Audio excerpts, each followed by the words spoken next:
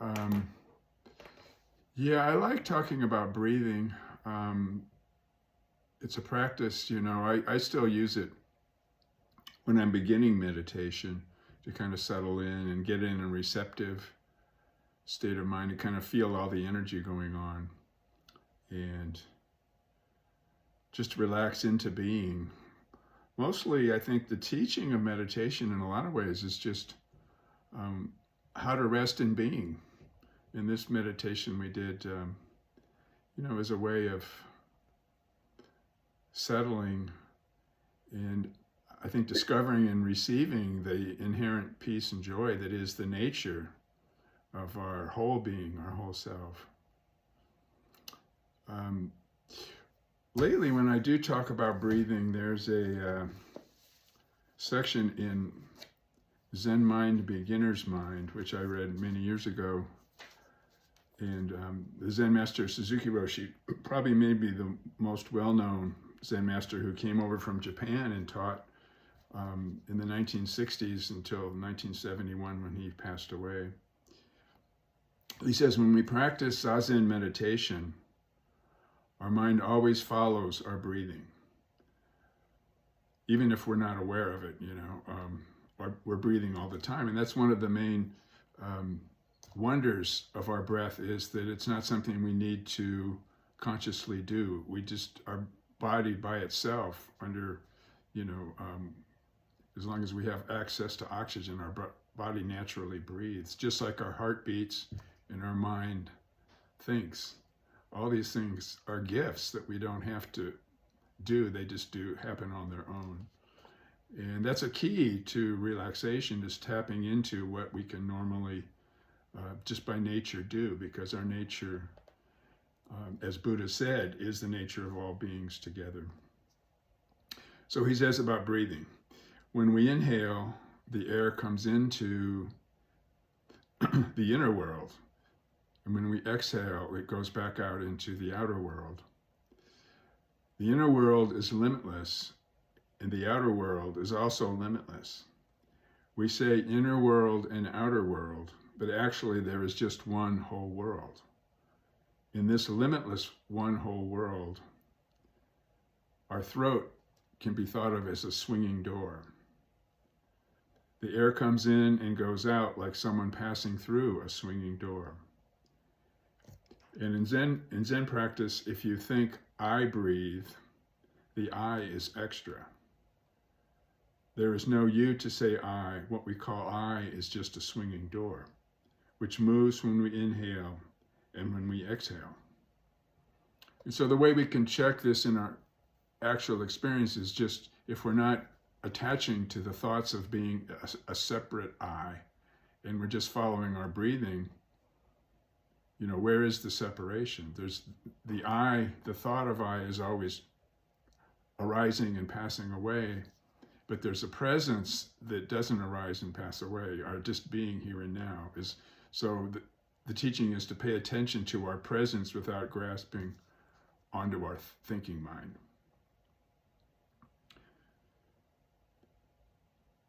So we say what we call I is just a swinging door which moves when we inhale and when we exhale. It just moves, that is all.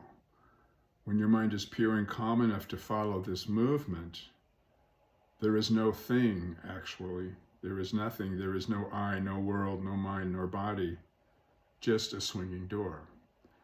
So it's not denying the existence of the world or of the I or of the body. It's just that there's no real separation between I, the body, and the world if we don't think of it. So we just open to that possibility and relax.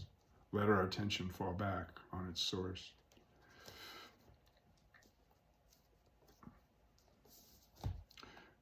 So,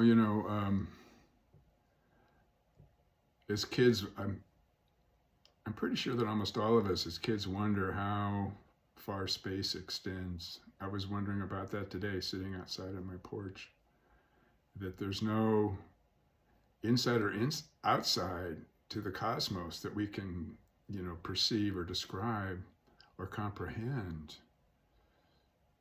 So this one whole world free of boundaries and ideas is dimensionless.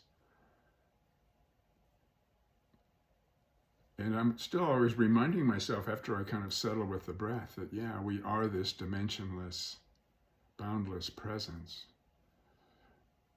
And the practice is when our mind wanders, just come back to the breath again and again. There's a phrase by a certain Zen master, and I forget who it was, but it was quoted by another teacher. He said, "When I inhale, I don't dwell upon things. When I exhale, I don't pursue thoughts. Thus I breathe the sutra as it isness, things as they are, hundreds of thousands of millions of times." So when we do this practice and commit to it, maybe hundreds of thousands of times, there's a change that takes place, and there is a sense that we begin to receive of quiet and stillness, silence and peace. And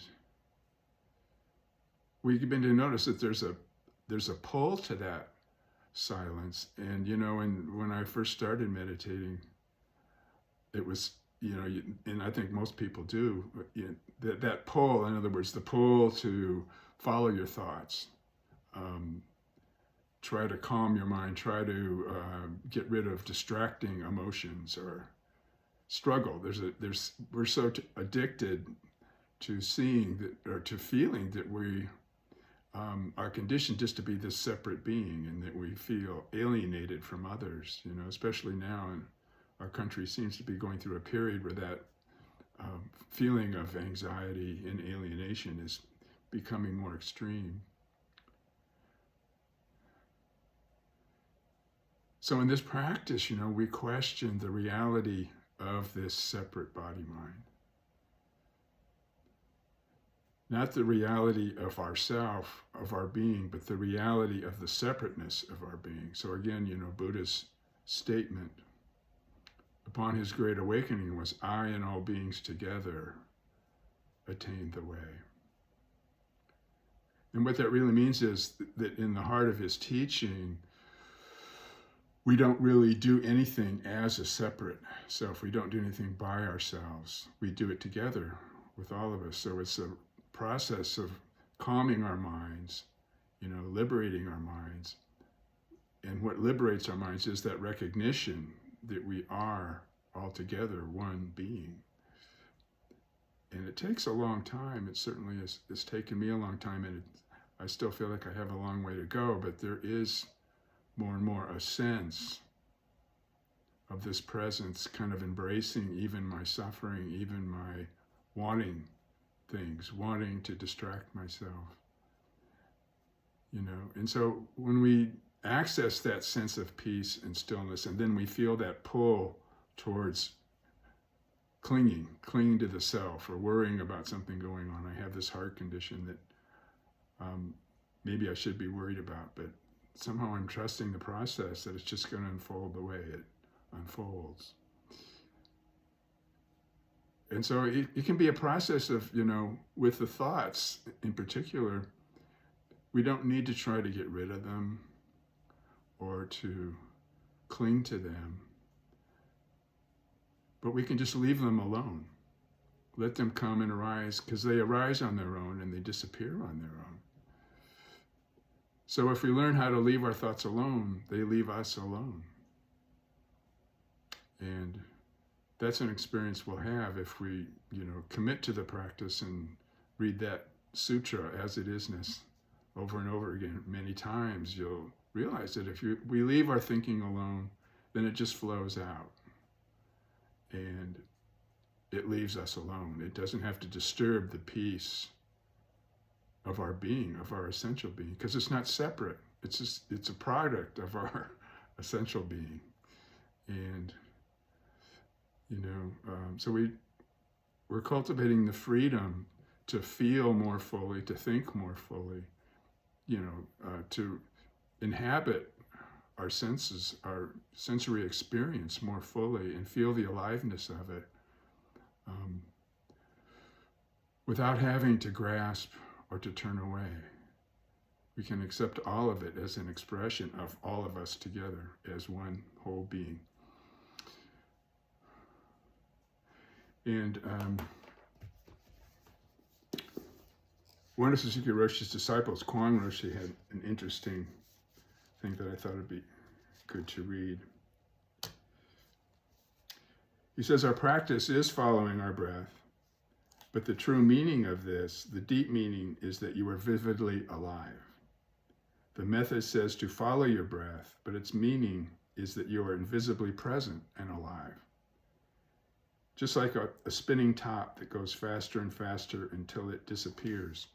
When he says that, it's like just allowing ourselves to flow down, to relax our attention, let our attention relax, fall back and rest in our being. And when he says that about like a spinning top that goes faster and faster until it disappears, it's sort of like there's a saying from the Persian poet Rumi. Is that okay? You were frozen. Oh, I was? Oh, okay. Yeah, we missed the last part.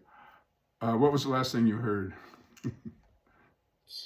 I don't know. Okay. Well, anyway. The part about Rumi that you were saying, something like Yeah. Rumi. Okay, so the true meaning of this, the deep meaning, is that you are vividly alive. The method to follow your breath, but its meaning is that you are invisibly present in life, just like a spinning top that goes faster and faster until it disappears. Okay, so Rumi had this poem where he says, flow down, down, down into ever-widening rings of being. And so those rings of being, and that spinning top, that's the substance of our experience, of our sensory experience.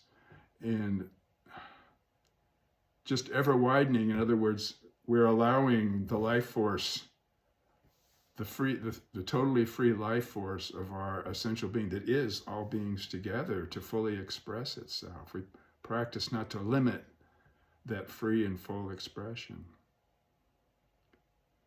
And so one teacher said this statement, kind of elegant statement, and I'm still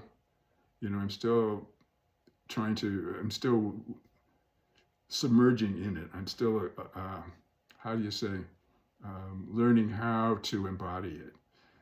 And he says that the freedom we have is not this separate little body mind, this container of self, but it's the freedom of our essential being, which is infinite being itself. It's that freedom flowing through the faculties of our senses, our thinking, our seeing, our hearing, our feeling. That's our freedom.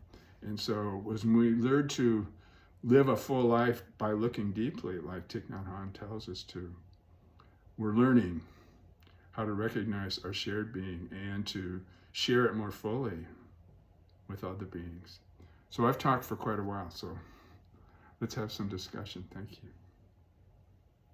Thank you, Roger. I like how you emphasize what we do and who we are as an offering. Yeah. Mm-hmm. Yes. Offer all of that. Give it all away. Mm-hmm. But we can't give away our actual full being because it's always here with us. It's what we always are. Right. Yeah. So I'm so relaxed right now. Thank you. Yeah, I think meditations help me to relax. It's easier to give a Dharma talk. We're a good combo, Judith. All right. Well, I'm glad that we thought this up. Yeah.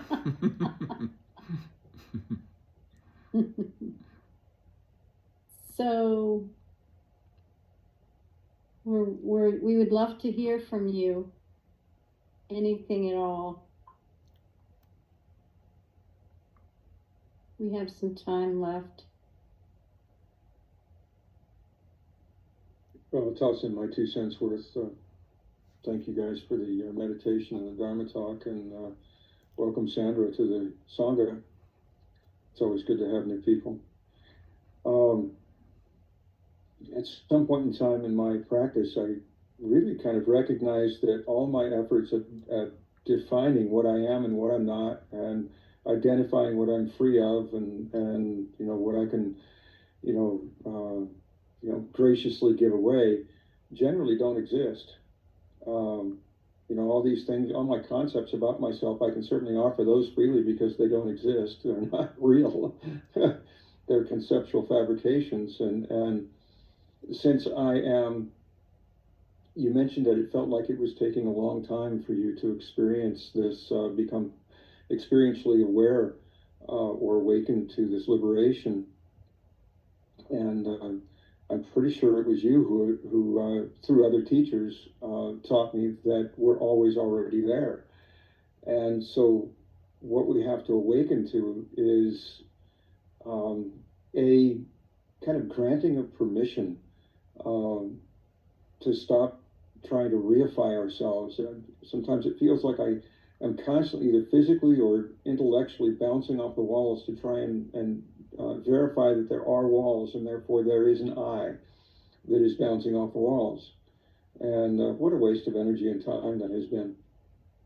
So to the extent that I'm willing to stop that practice, I'm feeling pretty comfortable in this state that I'm in, whatever that is. I don't spend a lot of time trying to identify it or find it on a map or prove that it can't be found on a map or any of that. I'm pretty relaxed in my practice these days, and I'm really grateful that you've helped me to find my way to that place, you and several others. So with that, I want to say thanks, and I too need to take off and prepare for this next meeting that I'm attending tonight. It's not something I do very often, but it seemed important to me this time around. So Yeah. I want to say thank you and good night to everyone, and I hope you all have a good week. I'll see you next week. Thank you, Lee. That was Thanks, a great share, and Yeah, thank you so much for showing up tonight. Good night, everyone. Good night. Yeah. Yeah, and I think to summarize a little bit what Lee said is that our being doesn't need to be liberated, it needs to be recognized. In other words, the nature of our whole being needs to be recognized, and we don't have to do, actually, we don't do the recognition by ourselves either, It's like, it's something I that's... hope not. I can't manage it by myself. Right, we're trying to, because the mind that we're conditioned to think we are thinks that you have to recognize something separate out there, but it's already here. We're always here, and it's always now. Yeah.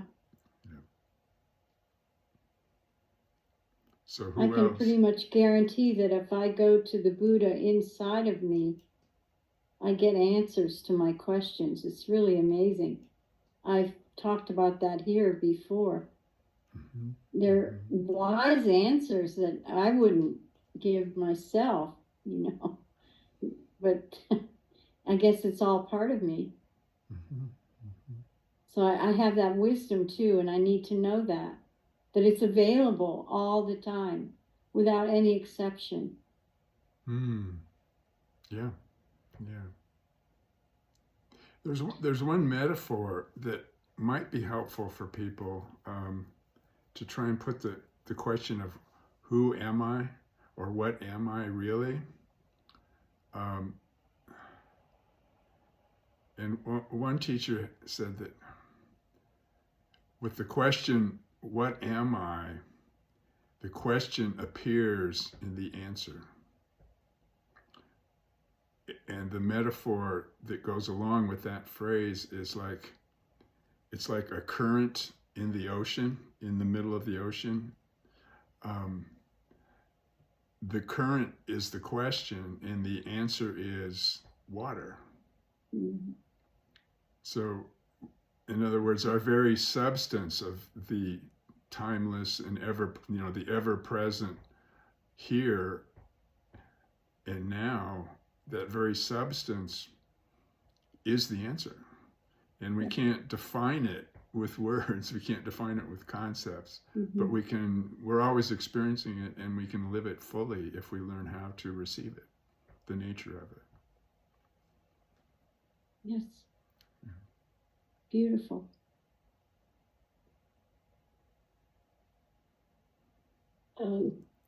Yesterday, I had this experience of finally, after some medication for breathing, I was blessed to be on the ocean and one with the water and swimming and getting through the waves and just watching how beautiful and it's just being, right?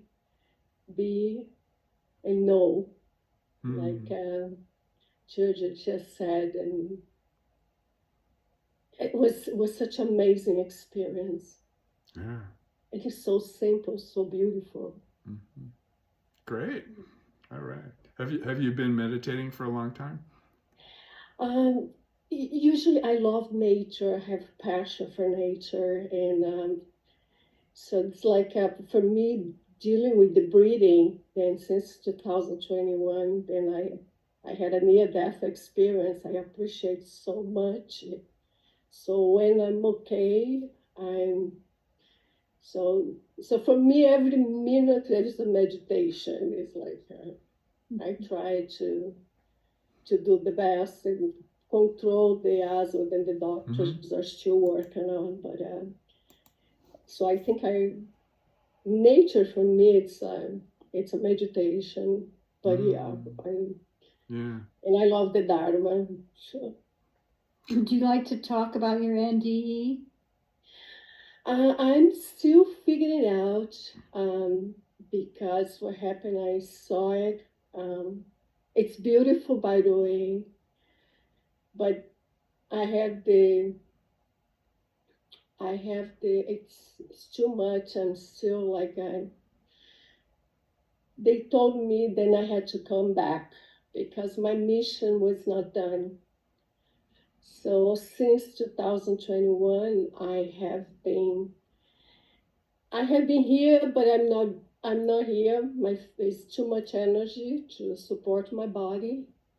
So I have doctors and taking care of my physical, and now I'm very connected with the non-physical, and figuring out day by day what does it mean? What is my next step? I was overworking, doing too much, and doing MBA, so the universe in some way just asked me to, and they resuscitated me right here at my home and took me to the ER. And it was a very traumatic experience, but at the same time, I appreciate the breath. And I'm here, so I cannot go anywhere right now. Well, yes, and if you didn't have your breath, you wouldn't be alive, would you? That is the thing, because I didn't have it, and it was all with the paramedics, then took me back, and then I stayed connected on the machine for 2 days. And that is when I was in this place, then I'm still trying to figure it out. I don't want to participate in any group I'm just trying to, my inner self, let me know, my higher self tells me what it's all about. Yeah, if you can stay curious about it, that will help you so much. Yes, and I know that it's a mission. What was told me is like I was not expired. So even though I didn't want to come back, sometimes I get frustrated what I'm doing here. You had work to do, right? Because it was so it was such a peaceful. But it's so. But I appreciate being here too. Like yesterday, that's what I was in the ocean, and after talking and walking by myself and take advantage of the breath because my doctors gave me some steroids and injections. But and then I know there is a way out. I don't know how it's gonna be, but I know. So, but Mhm. right now I had to be here, take one breath at a time, Mhm. Yeah. Well, and thank you so enjoy much. Yeah, thank you. Wow. Appreciate your sharing that, Yeah. because that's a really intimate experience, and to the extent that you're willing to share it with us, we learn from you. Yeah, I'm learning myself too because it's a lot of things, but Mm. it's like the dreams. I do dream yoga, and so one day, one step at a time, I'm figuring it out. But Mhm. it's Yeah. complex. Yeah. Lots of teachers use the ocean as a metaphor. In fact, one of the teachers I quoted tonight uses it. He wrote a book called No Beginning, No End, The Intimate Heart of Zen. And he uses the ocean a lot as because it's so boundless and so vast. And also, very supportive. Like when we go to the ocean, it welcomes us. We can go in the water and Yeah, it's just yeah, like you just won. Well, it right, actually right. affects your neural pathways when you're at the ocean. Mm-hmm. And there's a science to that, why you feel good. Yeah, no, The it's ocean. amazing. It was just like, wow. Yeah, Mhm. yeah. Well, I'm glad you had that life-changing experience, and it kind of opens us up to less intense, but they For can still be them, life-changing. Yeah. so don't even go to the news, you know. Right. Yeah. I understand that. No news for me right now. Yeah. Okay, that's understandable. Certainly is. So we still have like 4 minutes if anybody else would like to share. Norma, would you like to share? Oops, she went away. No, she's there. We can't hear your voice, Norma. I'm having trouble with my computer, so if I go in and out, sometimes if I go off, I can come back on. Okay. Yeah, it's just all very interesting. I don't take a lot of time to think the questions that were mentioned, actually. And I appreciate hearing Sandra very much. Thank you so much for sharing that experience with us. It's really beautiful. Nature is very important to me, and I spend a lot of time out in nature. And Well, you're still healing from a pretty bad accident, aren't you? I'm healed. I'm fully healed. Physically fully healed. Yeah. Emotionally, when I get in the car, it's still a little strange, but I'm physically totally healed from that. Yeah. So yeah, that's great. Yeah, it is. But it's good to see you all. I always appreciate that so much. And, yeah. So I want to share with you that Daniel and I have attended the Sangha in Knoxville 2 Sundays in a row now. So it's nice to have that there. And they're really solid. A whole bunch of them came to our day of mindfulness at Narrow Ridge. And it's a great group of people. Wonderful. Mm-hmm. Yeah, 20 people. We thought maybe there'd be 3 or 4, and all of a sudden they just all showed up. So it was great. That was you, Roger. You were afraid. What if nobody comes? And what do I tell you, Roger?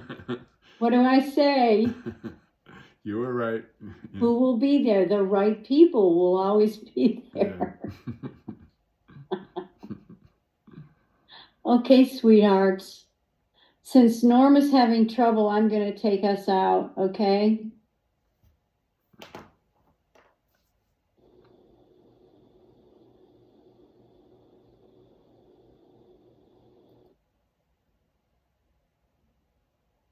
Wow.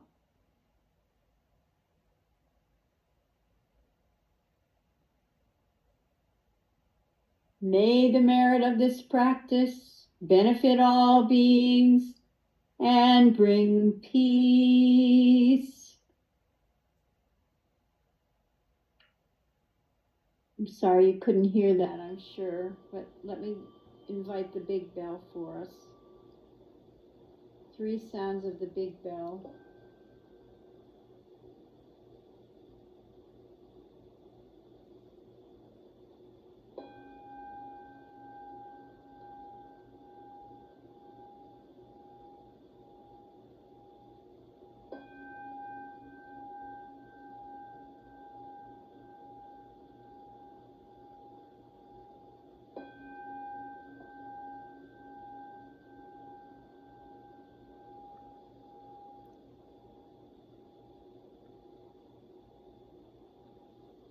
Where does the time go? Yeah. Have a great week, everyone. Love you. Love you guys. Bye. Bye-bye. Come back, Sandra. Be sure to come back. Bye. Thank you. Bye. Bye. Have a nice week, everybody.